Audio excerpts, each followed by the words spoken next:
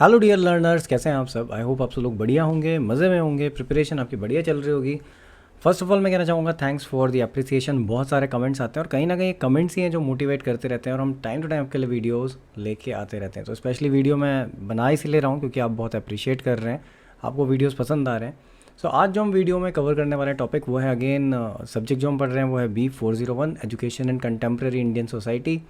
Semester 4 का topic है, ये यूनिट 1 है, concept of education. And topic जो आज हम पढ़ रहे हैं वो है agencies of education, formal, informal and non formal. So video में आगे बढ़ने से पहले मैं कहना चाहूँगा अगर आप चैनल पर नए हैं, पहली बार आए हैं, तो चैनल को प्लीज़ सब्सक्राइब करिए क्योंकि हम बहुत सारे informative videos time to time लेके आते रहते हैं। सो विदाउट वेस्टिंग टाइम फटाफट स्टार्ट करते हैं आज का वीडियो। सबसे पहले हम बात कर लेते हैं एजेंसीज ऑफ एजुकेशन की। इनका मीनिंग क्या है, क्लासिफिकेशन क्या है, कि आखिर ये है क्या।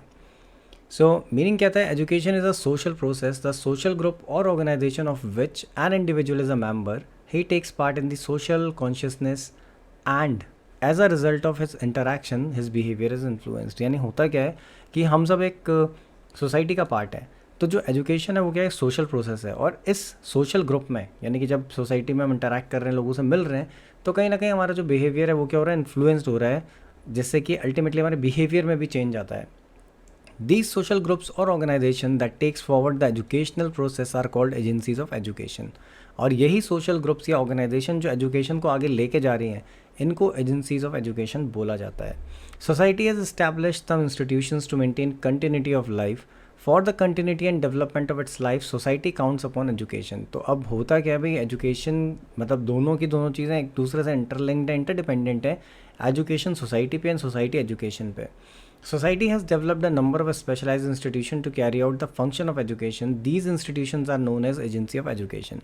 Similar way में सोसाइटी ने किया क्या है, डेवलप करें बहुत सारे स्पेशलाइज्ड इंस्टीट्यूशन जिनके थ्रू एजुकेशन का जो फंक्शन है वो आगे कैरी फॉरवर्ड हो रहा है, कैरी ऑन हो रहा है।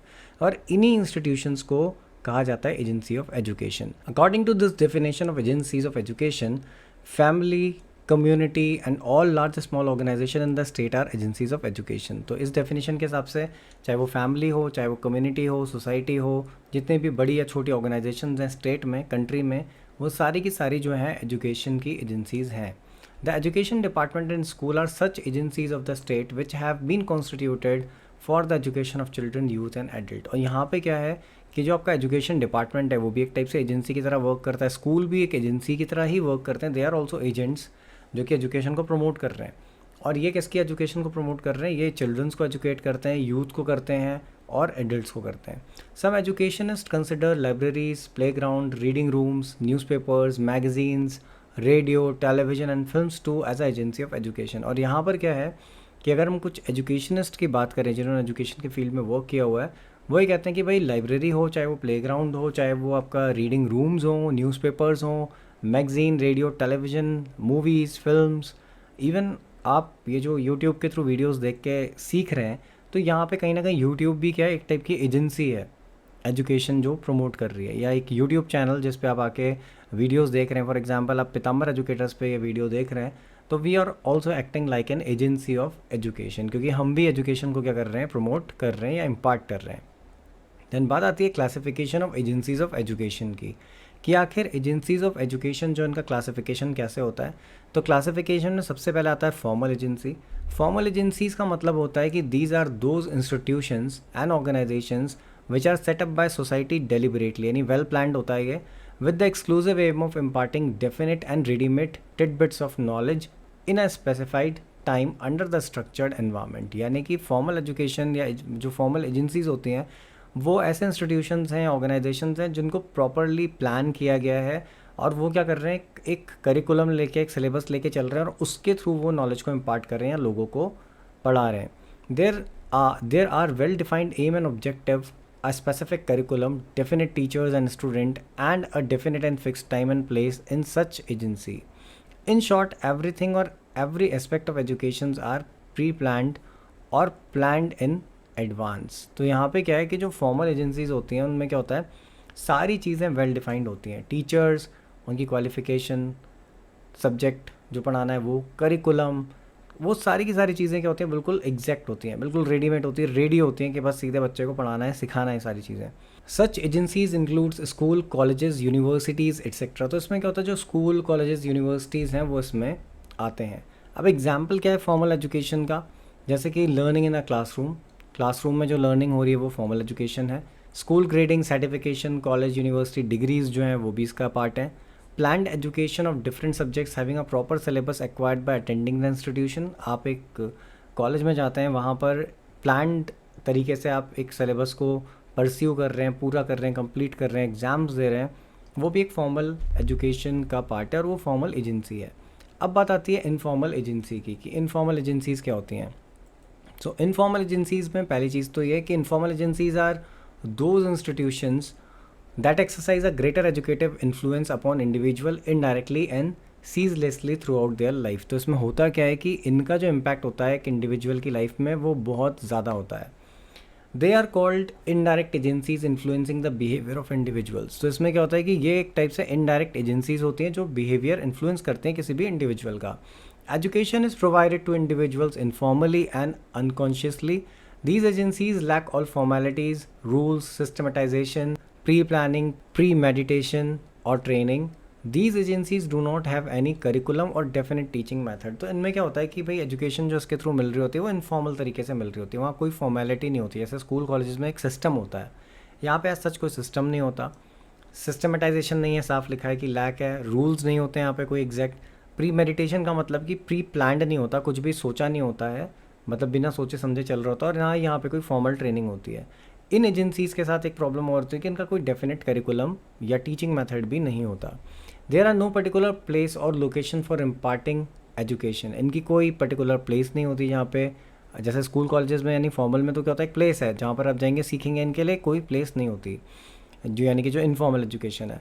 There are no particular place for imparting education. Individual learns incidentally and naturally by own initiative and efforts। तो इसमें क्या होता है कि या तो किसी इंसिडेंट के थ्रू बंदा सीख लेता है या फिर नेचुरली खुद सीख रहा होता है। Among the agencies of informal education are family, community, state, social gathering, playground, association, religious ceremonies या crowd, marketplace, cinema hall, newspaper, fair exhibitions, radio, television and public meeting, field trip etc।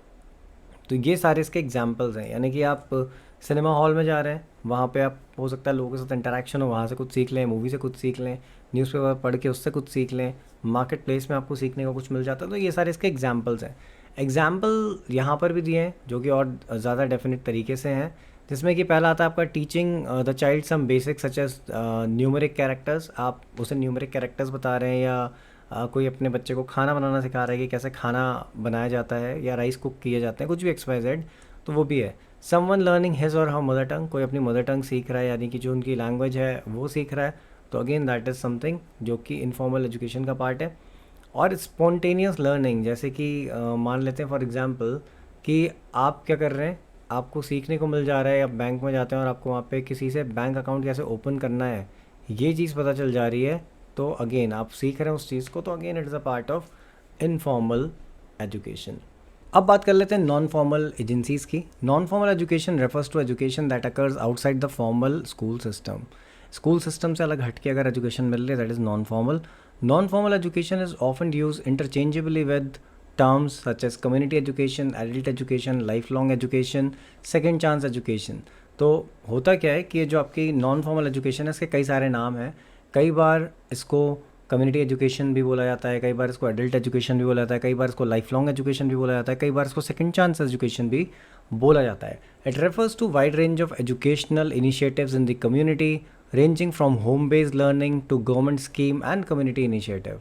इसमें क्या होता है कि बहुत ही wide range में इसमें चीज़ें इंक्लूड करी गई हैं, जैसे कि जो कम्युनिटी से सीख रहा है बंदा वो भी है, उसके अलावा होम बेस्ड लर्निंग भी है, उसके अलावा गवर्नमेंट स्कीम्स और जो कम्युनिटी इनिशिएटिव्स हैं वो भी इसका पार्ट है। It includes accredited courses run by well established institutions as well as locally based operation with little funding। तो इसमें क्या होता है कि जो well established institutions हैं उनके थ्रू भी जो कोर्सेज चल रहे होते हैं वो भी इसका पार्ट होते हैं, और साथ ही साथ जो छोटे मोटे इंस्टीट्यूशंस हैं बहुत कम फंडिंग के साथ वो भी आपकी नॉन फॉर्मल एजुकेशन का पार्ट है। अब अगर बात करी जाए यहाँ पे इस वर्ड की यानी एक्रेडिटेड, तो इसका मतलब होता है ऐसा कोर्स जो कि रिकॉग्नाइज्ड है। यानी कि इसको गवर्नमेंट के थ्रू एक एफिलिएशन मिली हुई है, आप कह सकते हैं कि मान्यता प्राप्त है। ये आप इस वर्ड से समझ सकते हैं। इसका मीनिंग जो होता है वो होता है मान्यता प्राप्त जो चीज़ है। Non formal education includes adult basic education, adult literacy education और स्कूल इक्विवेलेंसी प्रिपरेशन। तो इसमें क्या होता है कि जो आपकी नॉन फॉर्मल एजुकेशन है उसमें ये सारी चीज़ें इंक्लूड होती हैं, जिसमें कि आपका जो बेसिक एडल्ट एजुकेशन है वो, प्लस एडल्ट लिटरेसी एजुकेशन, क्योंकि बहुत सारे लोग ऐसे होते हैं जो पहले नहीं पढ़ पाते हैं तो वो फाइनली बाद में पढ़ते हैं, तो वो भी इसका पार्ट है। स्कूल इक्विवेलेंसी प्रिपरेशन का मतलब कि कई बार क्या होता है कि जो छोटे बच्चे हैं उनको, या फिर जिन्होंने पहले फॉर्मल एजुकेशन नहीं लिए, तो उनको भी स्कूल की इक्विवेलेंट प्रिपरेशन जो है वो करवाई जाती है। In non formal education someone who is not in school can learn literacy, other basic skills और जॉब स्किल्स। तो यहाँ पे अगेन सेम चीज़ आ जाती है कि कोई ऐसा इंसान जो कि स्कूल में नहीं है वो भी सीख सकता है पढ़ना लिखना, बेसिक स्किल्स, जॉब स्किल्स, यानी vocational training kind of thing भी उसको मिल सकती है। Home education, individualised instruction such as programmed learning, distance learning, computer assisted instructions are other possibilities. तो इसमें और चीज़ें भी हैं, जैसे होम बेस्ड लर्निंग है, तो होम बेस्ड लर्निंग में क्या होता है कि वहाँ पे उसको इंडिविजुअलाइज इंस्ट्रक्शंस मिल सकते हैं। जैसे कि प्रोग्राम्ड लर्निंग हो सकती है कि आप एक, अगर आपने स्वयं ऐप या XYZ किसी भी ऐसी ऐप पे जाके कोर्सेज करे होंगे कोई भी, तो वहाँ पे क्या होता है कंप्यूटराइज्ड, यानी कि वो प्रोग्राम्ड लर्निंग होती है, आपसे बोलता जाता है वो नेक्स्ट स्टेप में जाओ, ये करो वो करो, तो वो इसका पार्ट है। उसके अलावा डिस्टेंस लर्निंग के बारे में आप सभी को पता होगा, ओपन यूनिवर्सिटीज़ होती हैं जो आपको डिस्टेंस के बेसिस पे बहुत सारे कोर्सेज करवाती हैं, तो वो भी इसका पार्ट है। Non formal education is imparted consciously and deliberately and systematically implemented. तो यहाँ पे क्या होता है कि ये वेल प्लान्ड होती है और सिस्टमेटिक तरीके से जारी होती है, यानी कि पहुँचाई जाती है लोगों तक, उनको सिखाया जाता है। इसका एग्जाम्पल जो है नॉन फॉर्मल एजुकेशन का, उसमें आता है आपका सबसे पहले swimming comes under the non formal education. जैसे कि अगर आप स्विमिंग के कोर्स करने जा रहे हैं तो वो इसका पार्ट है। फिटनेस प्रोग्राम्स करते हैं वो भी इसका पार्ट है। Community based adult education courses अगर आप कर रहे हैं वो भी इसका पार्ट है। And free courses for adult education developed by some organisation या गवर्नमेंट, तो अगेन वो भी इसका पार्ट है। इसके अलावा और भी बहुत सारी चीज़ें हैं जो इसमें आ सकती हैं। सो ये था आज का वीडियो कैसा लगा है कमेंट करके बताइएगा। अगर आप चाहते हैं कि मैं इस पे और वीडियो बनाऊं इस टॉपिक पे, जिसमें कि मैं इसकी कैरेक्टरिस्टिक्स, इंपॉर्टेंस, डिसएडवांटेजेस, एडवांटेजेस बताऊं, तो आप कमेंट सेक्शन में कमेंट कर सकते हैं। चैनल पे नए हैं, पहली बार आए हैं, या अगर आप वीडियोस देख रहे हैं और चैनल को सब्सक्राइब नहीं किया है तो चैनल को प्लीज़ सब्सक्राइब करिए, क्योंकि हम टाइम टू टाइम बहुत सारे इन्फॉर्मेटिव वीडियोज़ लेके आते रहते हैं। Thanks for watching the video.